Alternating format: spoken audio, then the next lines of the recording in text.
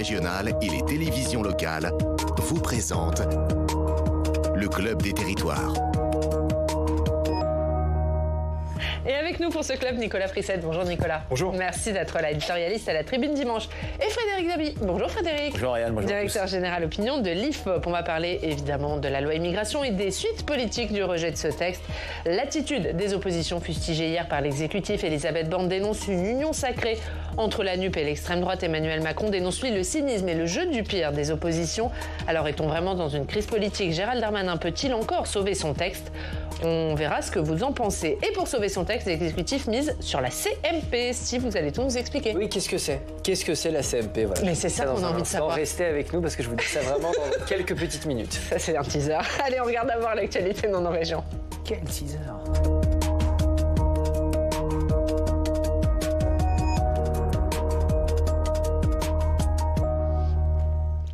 L'actualité dans nos régions avec nos partenaires de la presse régionale. On va déjà parler de cette loi immigration. On va à Orléans retrouver Éric Richard. Bonjour Éric, merci beaucoup d'être avec nous. Bonjour Journaliste à La Nouvelle République qui s'intéresse aujourd'hui à cette fameuse CMP dont Steve nous dira tout dans quelques instants. Commission qui sera présidée par un député que votre journal connaît bien. Oui, Sacha Houlié, le jeune président de la commission des lois de l'Assemblée, jeune, il n'a que 35 ans, bien se retrouve du jour au lendemain dans une position stratégique, disons, pour l'avenir de la majorité présidentielle, lui qui incarne clairement l'aile gauche de la Macronie. Député depuis 2017, transfuge du Parti socialiste, il a été un soutien successivement de Ségolène Royal, de François Hollande, aussi de Dominique Strauss-Kahn. Eh bien, Sacha Houlié n'a pas perdu, disons, les réflexes sociaux. Ainsi, sur cette loi immigration, il avait défendu le maintien de l'aide médicale d'État pour les étrangers sans titre de séjour. Il avait également défendu les travailleurs étrangers dans les secteurs en tension en vue de leur régularisation, pas forcément donc, vous le voyez, la ligne la plus dure lors de la discussion sur ce texte au sein de la majorité, et pas exactement bien sûr la ligne défendue par Gérald Darmanin. Pourtant, le contact semble bien établi entre les deux hommes à l'heure où va se mettre en place cette commission mixte. C'est ce qu'il explique dans cette interview. On n'est pas d'accord sur tout, reconnaît Sacha Houlié, mais il précise que le ministre de l'Intérieur l'a appelé dès la sortie du Conseil des ministres. Et selon le député, Gérald Darmanin a été un soutien bien plus qu'un adversaire de la ligne la plus gentille, comme il le dit lui-même, du projet de loi. C'est en soi, vous voyez, plutôt un bon signe. Qu'est-ce que vous a dit? Non, juste pardon, Éric, allez-y, faites votre lance parce que je ne sais plus. On parle du calendrier? Oui, non, on parle effectivement de ce calendrier mis en place avec toujours, selon Sacha Houlié, une concertation bien qui est déjà lancée. Ce que l'on sait, c'est que la commission mixte paritaire se tient à l'Assemblée nationale. C'est la raison pour laquelle elle est présidée par un député. Elle se compose de 7 députés, 7 sénateurs issus des groupes évidemment représentés dans les deux assemblées, mais je n'en dirai pas plus pour ne pas déflorer l'excellent travail de Steve. Alors, ça n'est pas, cela dit, cette commission une nouveauté, ni une exception. L'exécutif y a eu recours pour la réforme des retraites, on s'en souvient. Et puis, il y en a d'autres qui sont actuellement en cours, qui font un peu moins parler. Une sur le projet de loi de finances 2024, mais aussi sur l'ouverture à la concurrence du réseau de bus francilien de la RATP, ou encore sur la revalorisation du métier de secrétaire de mairie. Normalement, donc, il s'agit, on va dire en 2 mots, de remettre de l'huile dans les rouages législatifs et normalement, ça repart. Mais s'agissant de la loi immigration, on l'a compris, le rejet initial complique évidemment la donne puisque le travail législatif n'a même pas pu démarrer. Sacha Houlié aura donc une mission de coordonner une reprise du dialogue en vue d'un compromis sur de possibles points de convergence. Le député de la Vienne le reconnaît humblement. On va faire le nécessaire, dit-il, mais ce n'est pas gagné. Merci Eric, merci beaucoup. La une de la Nouvelle République. Il y a cette interview de Sacha Houlié, on l'a compris, et c'est également la Vienne qui se prépare à composter à la une de votre journal. Merci beaucoup Éric Richard. On va attendre un peu avant de savoir exactement ce qu'est la CMP. Il y a un gros suspense sur cette chronique de Steve, puisque d'abord on va voir qu'après le rejet de la loi immigration, le gouvernement cherche le compromis et qu'hier, l'ambiance était houleuse dans l'hémicycle de l'Assemblée. Adrien Pain. Débat sous haute tension hier aux questions d'actualité au gouvernement. Après son échec sur le texte immigration, l'exécutif accuse les oppositions de refuser le débat. Vous ne leur proposez qu'une union sacrée entre la NUPES et l'extrême droite. Vous ne leur proposez que le chaos. L'Assemblée nationale a voté lundi une motion de rejet sur le projet de loi immigration, et ce dès le premier jour d'examen du texte. Vous avez été défait. Une motion de rejet votée par la NUPES, le RN, mais aussi par une partie des LR.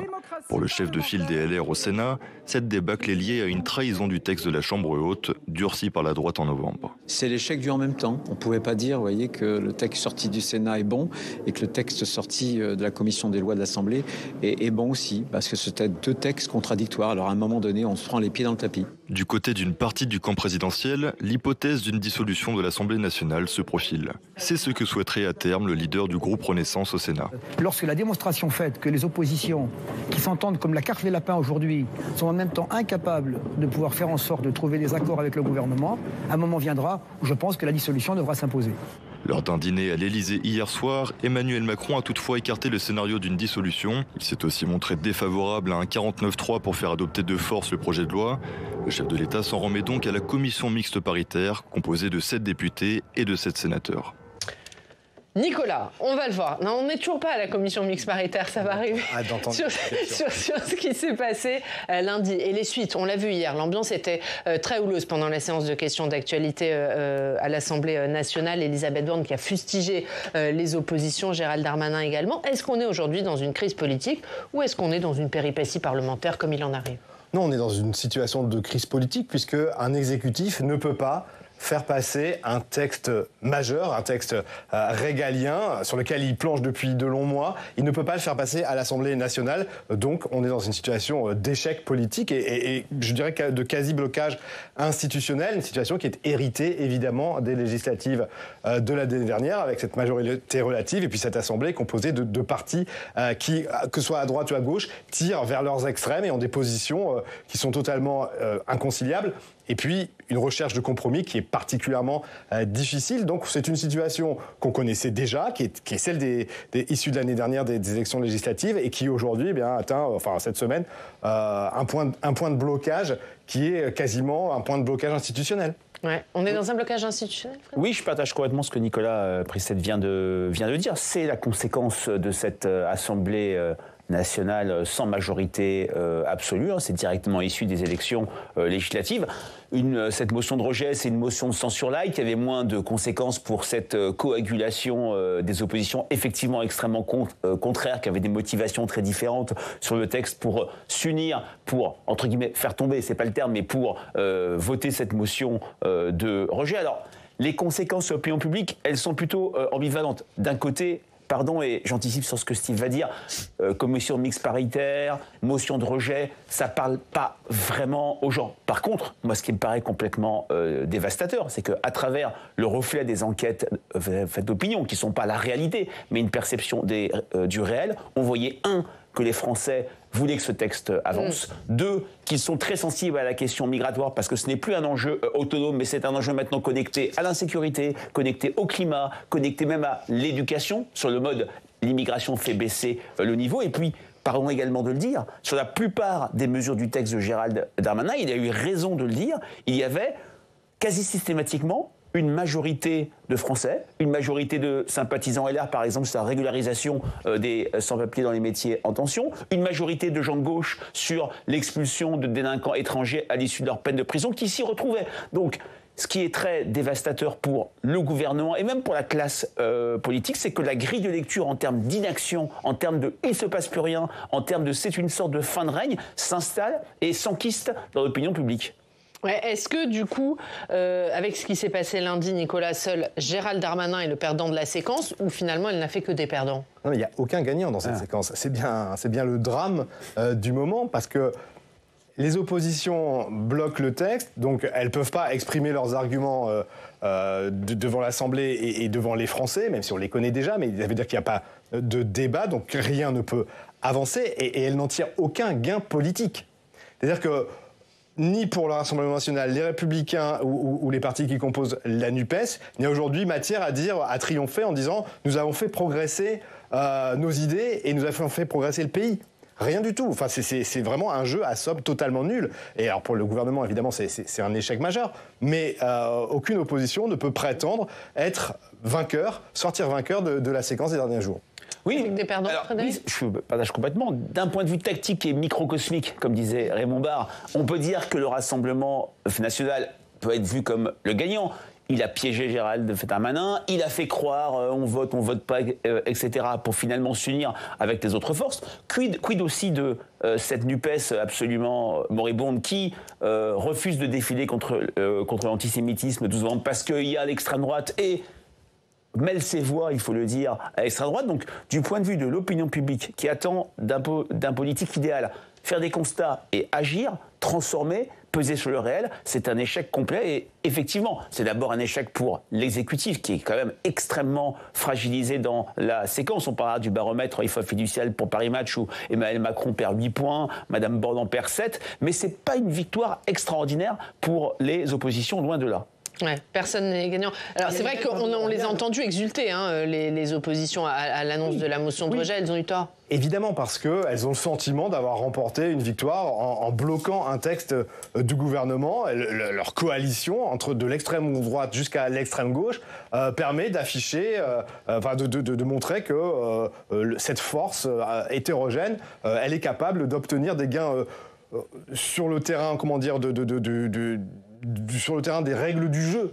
Puisque, comme je disais, il n'y a pas de changement pour les Français, mais ça, c'est juste de la tactique politique qui débouche sur ce type de petite victoire. Alors, on peut aussi ajouter un point, et c'est un point qui a été soulevé par Clémentine Autain pour la France Insoumise, qui est de dire que le texte qui va maintenant être examiné, on va parler de la CMP, et le texte qui vient du Sénat, et donc qui est la version la plus dure qui ait été jusqu'ici rédigée de ce projet de loi, et donc il y a forte chance, si tant est que ça aboutisse, à ce qu'à la sortie, ce soit un texte plus dur que ce que pouvait espérer l'aile gauche de la Macronie. Donc ça veut dire que quelque part, sur le fond, sur les idées et sur la mise en œuvre législative, c'est plutôt une défaite pour la gauche. Ouais. Steve, c'est l'heure de l'intervention la plus attendue de cette émission. Long teaser et le meilleur teaser jamais créé. Bon, la CMP, vous voulez savoir ce que c'est ? Mais du coup, oui. Alors, c'est une commission mixte paritaire. C'est une instance qui est composée de 14 membres, 7 députés, 7 sénateurs. Ça reflète les équilibres politiques du Parlement. Dans le détail, côté Assemblée nationale, on retrouve 3 députés Renaissance, 1 député Modem, 1 député LR, 1 député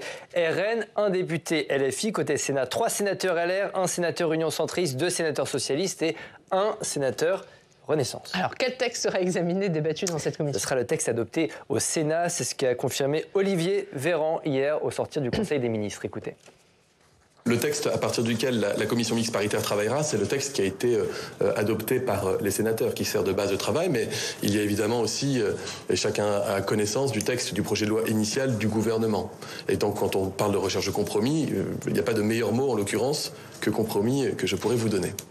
Ce texte, on va le voir, il prévoit notamment la création de quotas pour l'immigration économique, la limitation du regroupement familial, la suppression de l'AME, l'aide médicale d'État pour les étrangers en situation irrégulière, ou encore la régularisation au cas par cas des sans-papiers dans les métiers en tension, au cas par cas et non de façon automatique, comme le souhaitait au départ le gouvernement. Place donc maintenant au rapport de force dans cette CMP. Oui, la majorité présidentielle va devoir faire des compromis avec la droite et la majorité sénatoriale. Est-ce que compromis rime avec compromission? Vous avez 3 heures. C'est en tout cas les accusations qu'on a pu entendre sur les bancs de la NUPES hier aux questions d'actualité au gouvernement de l'Assemblée nationale. Accusation balayée d'un revers de main par Gérald Darmanin qui accuse la gauche d'avoir voté avec l'extrême droite la motion de rejet. La question qui se pose aujourd'hui, c'est notamment en termes de temporalité. Quand est-ce que cette CMP va être réunie? Avant ou après Noël? Emmanuel Macron veut aller vite, mais c'est pas lui, en tout cas sur le papier, qui convoque la CMP. C'est le président de la commission des lois de l'Assemblée nationale, Sacha Houlié. Au Sénat, on ne peut pas dire qu'on soit vraiment très pressé. Écoutez. Que le gouvernement veuille hâter les choses, je comprends. Et nous préférons laisser, comme disait M. Mitterrand, le temps au temps. Commission mixte paritaire, oui, mais il n'y a pas d'urgence. Parce que si on se réunit sous 48 heures, 3 jours, voire 4, il y a assez peu de chances pour qu'on trouve une solution. On rappelle qu'après la CMP, les 2 chambres vont devoir voter sur une nouvelle mouture du texte. C'est un exercice d'équilibrisme un peu délicat pour le gouvernement. Un texte Trop à droite qui sortirait de la CMP, c'est le risque de perdre des députés de la majorité présidentielle au moment du vote à l'Assemblée nationale. Un texte pas assez ferme sur l'immigration, c'est le risque de voir capoter la CMP. On entre dans une phase de turbulence politique. Et on va en parler. D'abord sur le calendrier, Frédéric. François Patria, le patron des sénateurs Renaissance, nous disait lundi, parce que Emmanuel Macron veut aller vite. Il a raison ? Oui, il a raison sur le papier, puisque l'idée, c'est de faire oublier terrible ce moment d'échec qui est quand même inédit. C'est seulement 98 à 25 ans sur le Pacs qui avait eu non pas une motion de rejet, à l'époque ça s'appelait une motion d'irrecevabilité, parce que la gauche avait la majorité absolue, mais ne s'était pas mobilisée assez. Mais ça n'a fait que reculer le texte, et c'était pas un sujet aussi fort que la question. C'est la première fois depuis que la motion de rejet existait. Exactement, voilà, depuis qu'elle s'appelle comme cela. François Patria a raison de vouloir accélérer. C'est aussi la volonté, comme Steve l'a dit, de l'exécutif. Mais le problème, c'est que ils ne sont pas maîtres complètement de leur destin. Quand on entend Hervé Marseille, on sent que le Sénat veut temporiser. Et tout ça va encore plus, je dirais, aiguiser la frustration de beaucoup de Français qui vont dire « il ne s'est rien passé ». L'année 2023 se résume du point de vue législatif, ce qui est faux. Il y a eu beaucoup de tests, mais elle se résume à cette réforme des retraites mal faite et qui est passée en 49.3. Quand on regarde un peu plus loin, quand on voit ces différentes fracturations entre le champ politique du Sénat et de l'Assemblée, on se dit qu'un 49.3, si le texte finit par rentrer dans sa phase normale, sera l'issue quasi certaine de ce projet de loi. On va en parler sur la CMP. Emmanuel Macron veut aller vite. On entendait Hervé Marseille, lui, préfère temporiser. Emmanuel Macron veut aller vite.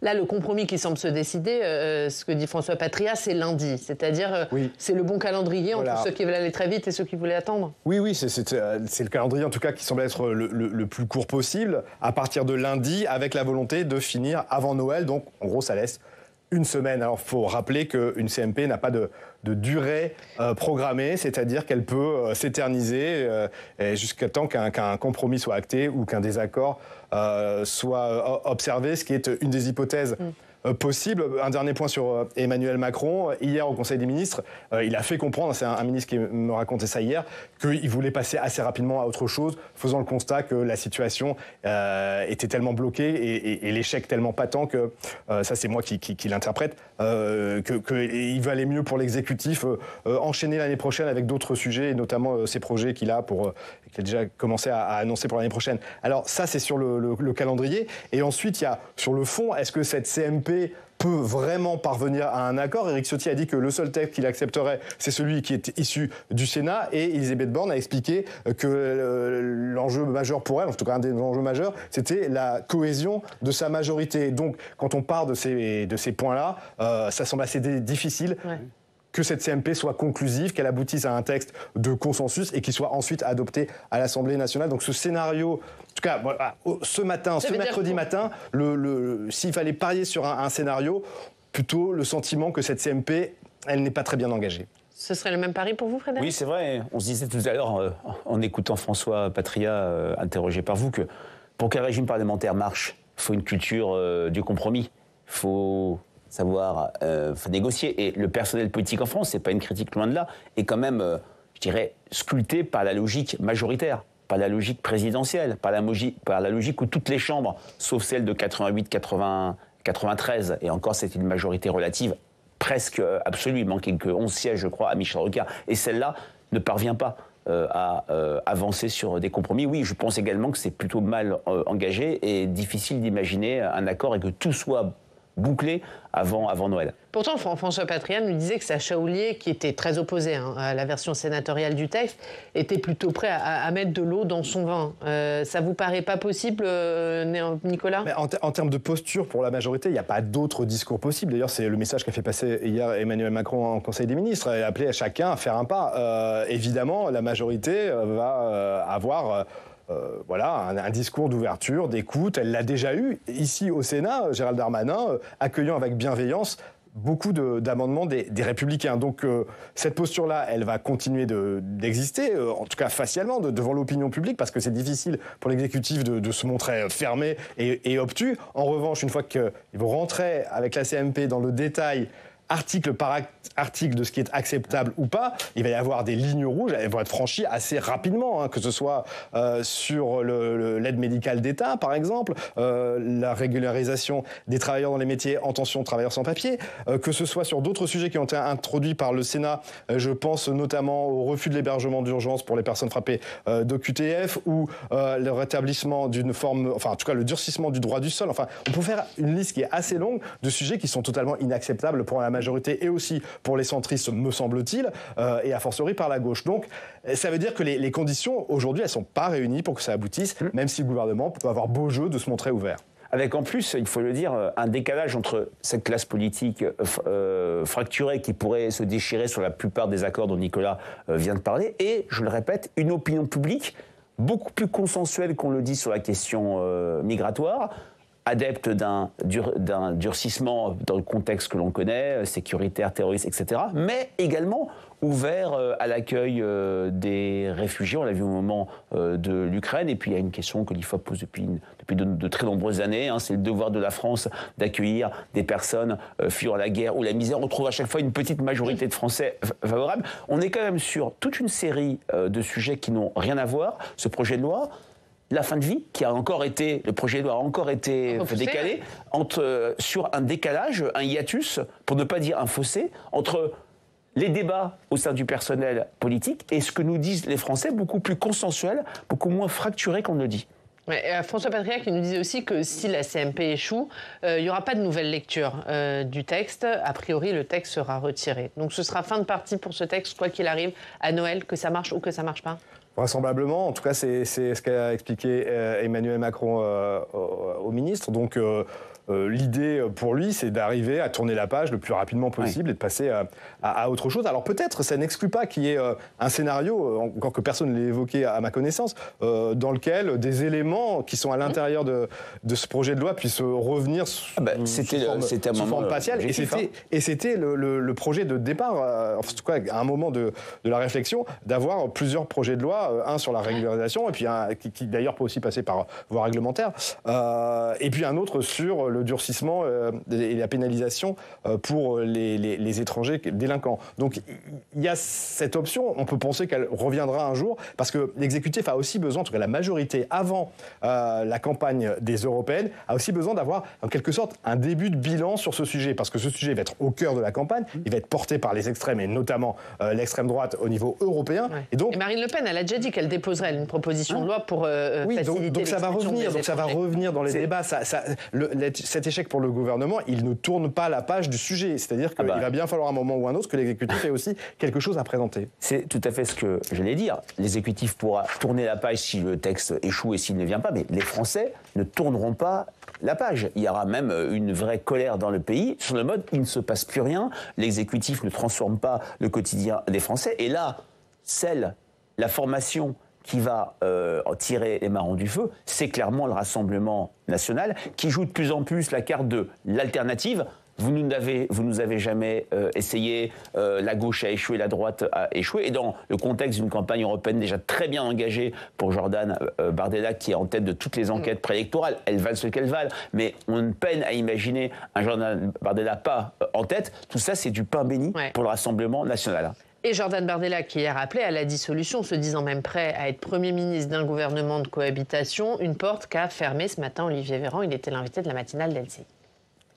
C'est sain de revenir devant les Français en démocratie. Il y a des élections européennes dans 6 mois. Je crois qu'il faut, en amont, que le président de la République revienne devant les Français en organisant une dissolution de l'Assemblée. Et si tel était le cas, je pense que le Rassemblement national pourrait obtenir une majorité à l'Assemblée. Si les Français le décident, alors nous aurons la charge de la politique de la nation, bien sûr. Vous accepteriez d'être le Premier ministre d'Emmanuel Macron?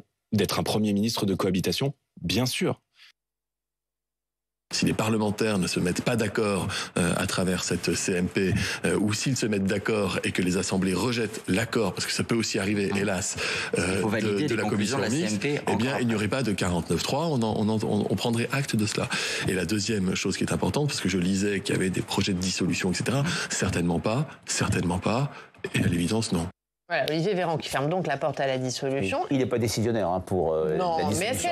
mais est-ce que les Français la souhaitent, cette dissolution? Je pense que c'est une question qui ne se pose pas. Maintenant, si cette grille de lecture en termes d'inaction, il ne se passe plus rien, devient la grille de lecture faite dominante, les Français ne seront pas sur une logique comme il l'était en 97 de dissolution de confort et qui a fini par faire sanctionner Jacques Chirac et Alain Juppé à l'époque. Là, quand même, ce qu'il faut avoir en tête, c'est qu'aujourd'hui, Jordan Bardella est assez bravache, mais quasiment aucune formation politique a intérêt à court terme à une dissolution. Il y a des européennes au mois de juin. C'est pour l'instant le seul scrutin national du quinquennat. Et quand on regarde des enquêtes ou des projections sur une éventuelle dissolution, ça ferait baisser la gauche.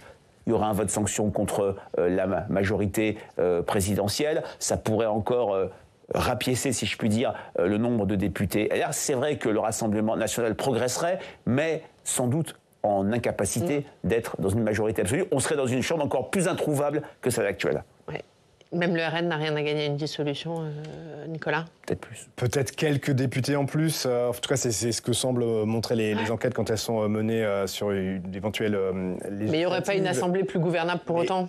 Voilà, c'est à partir du moment où vous avez à peu près le même personnel politique qui serait en fonction à l'Assemblée nationale, avec les mêmes options assez radicales, que ce soit à droite ou à gauche, ça laisse envisager une situation de blocage qui persisterait, une incapacité à trouver des compromis. Et donc, on peut se demander si vraiment, qui aurait vraiment intérêt à aller aux urnes aujourd'hui. Il y aura un élément de réponse, me semble-t-il, qui sera donné par les élections européennes, où le rapport de force sera à nouveau jaugé et qui pourra, selon les circonstances, laisser à Emmanuel Macron de nouvelles options, de nouvelles idées. Enfin, on n'en est pas encore là. Une campagne va se dérouler, on verra bien quels seront les résultats, mais il paraît aujourd'hui beaucoup trop tôt pour envisager des élections législatives qui marqueraient un changement dans la répartition des forces de l'électorat. Frédéric, on va terminer avec votre baromètre. Alors, on le précise, parce que là, c'est important, il a été réalisé avant ce qui s'est passé lundi à l'Assemblée nationale. On va regarder, Édouard Philippe est toujours en tête des personnalités préférées, mais alors, on le voit, il y a une chute très forte d'Emmanuel Macron et d'Elisabeth Borne. Oui, le couple exécutif chute de 7 à 8 points. C'est l'idée, bien sûr, que cette grille de lecture en termes d'inaction, le retour des questions inflation pouvoir d'achat et le petit effet drapeau lié à la situation internationale qui s'atténue pour Emmanuel Macron, qui revient à un niveau qu'il avait au moment des Gilets jaunes. Ce qui frappe dans ce baromètre fait aussi dans le contexte post-Crépol, qui est le sujet dont les Français ont le plus parlé après l'inflation. C'est le RN, on va en parler. Jordan Bardella gagne 15 places. Il gagne 6 points et pour la première fois dans une enquête IFOP fiduciaire, alors c'est bien sûr symbolique, il devance Marine Le Pen en popularité. Je n'irai pas... Parce que Marine Le Pen stagne et Jordan Bardella prend 6 points. Oui, parce qu'il a été très visible sur ce fait divers et puis c'est maintenant le chef du parti du RN. Alors c'est un atout pour Marine Le Pen. C'est la première fois qu'elle a un vrai numéro 2 qui lui permet de prendre du champ, de ne pas être sur tous les ballons, si je puis dire. Mais quand on voit les grandes lignes de force de ce baromètre, effondrement de l'exécutif, baisse de tous les ministres, sauf de Gabriel Attal. C'est le seul ministre qui, je dirais, n'est pas dans cette grille de lecture en termes d'inaction. Il fait les constats, il n'est pas dans le déni, il agit. Il reste deuxième, il se rapproche d'Édouard Philippe. Un de mes confrères, je crois, Ipsos, donne Gabriel Attal en tête de son baromètre des personnalités. Et on a une gauche également encalminée. Seul le RN progresse assez fortement. Un mot sur Jordan Bardella qui devance donc Marine Le Pen dans ce baromètre. Est-ce que c'est une bonne nouvelle pour Marine Le Pen ou est-ce qu'il est doucement en train de l'éclipser? Non, c'est une mauvaise nouvelle pour Marine Le Pen très clairement parce que ça veut dire que son leadership est attaqué dans l'opinion, pas attaqué à l'intérieur du parti évidemment, mais c'est des situations qui sont jamais durables dans l'histoire. On n'a jamais vu un numéro 2 passer devant le numéro 1 sans que ça provoque des tensions ou des remous, notamment à l'intérieur de ce parti qui a une histoire bien spécifique et bien particulière sur le sujet. À partir du moment où quelqu'un a dépassé un Le Pen, pour parler de la famille en général, ça s'est très mal passé pour lui et il a été exclu du parti. On pense évidemment à Bruno Maigret il y a une vingtaine d'années. Donc pour Marine Le Pen, non, je ne pense pas que ça soit une très bonne nouvelle. Allez, on suivra tout ça. On reparle de la loi immigration. C'est à la une de vos quotidiens régionaux.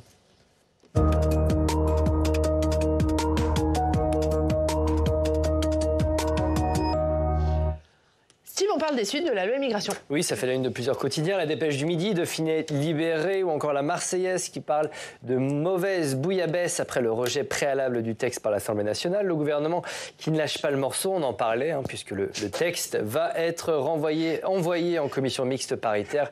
Vous savez ce que c'est maintenant. La Marseillaise dit craindre un durcissement du projet de loi. Monsieur Corse fait la une de Corse Matin. Oui, c'est comme ça que Gérald Darmanin est appelé par le quotidien. Corse Matin s'intéresse aux conséquences politiques du camouflet subi par Gérald Darmanin sur le texte immigration. Est-ce que cela va mettre des bâtons dans les roues au processus d'autonomie de la Corse? Corse Matin écrit que ce processus est aujourd'hui au milieu du gué. Le quotidien fait le constat d'un ministre affaibli, aux ambitions contrariées. Cette situation risque de reléguer la Corse au énième rang des priorités, se désole le journal. Le journal officiel publie le classement catastrophe naturelle pour les communes du Nord. Ça fait la une de la Voix du Nord. 348 communes, villes et villages sont désormais reconnus en état de catastrophe naturelle. C'est 104 de plus ajoutés au JO hier. Cette reconnaissance est une étape décisive pour les sinistrés des intempéries qui ont dévasté le Pas-de-Calais et le Nord au début du mois de novembre. Les personnes sinistrées disposent aujourd'hui d'un délai de 30 jours pour se rapprocher de leur compagnie d'assurance pour bénéficier du régime d'indemnisation qui est prévu par la loi. Et c'est la Charente qui a de nouveau les pieds dans l'eau. Après les pluies intenses d'octobre et de novembre, la Charente, encore victime des crues, ça déborde partout, écrit Charente Libre, en cause des sols saturés qui ne peuvent plus absorber l'excédent d'eau. Les barrages ont atteint des niveaux inédits. Le journal parle d'une montée des eaux spectaculaire. On parle raclette. Raclette, oui, le sport. On aurait dû parler du sport, mais on n'a plus le temps. Alors, non, mais du coup, on parle que raclette. Directement la raclette. Aujourd'hui, c'est raclette. C'est ce que nous rappelle l'Ardennais dans sa une du jour. C'est aujourd'hui la journée mondiale de la raclette, l'occasion de faire honneur au plat hivernal préféré des Français. Le journal décrypte ce phénomène avec des fromagers et des restaurateurs à lire dans votre quotidien. Journée mondiale de la raclette. Moi, je déteste ça, non? Ah non, mais non, je l'avais dit, Nicolas. La moyenne, c'est 1 kilo par an et par an. Nicolas, est-ce qu'on sait déjà ce qu'on pourrait lire dimanche dans la tribune? Oh, vraisemblablement les suites politiques. C'est comme le teaser de la commission mixte paritaire, on attend. De la situation, si on est à la veille de la commission mixte paritaire, on en parlera évidemment. Merci beaucoup Nicolas Prissette. Merci Frédéric David d'avoir été avec nous. Merci Steve. Merci. À bientôt pour un autre suspense. Nous on se retrouve demain et à 18h vous avez rendez-vous avec Thomas pour Sens Public. Bonne journée.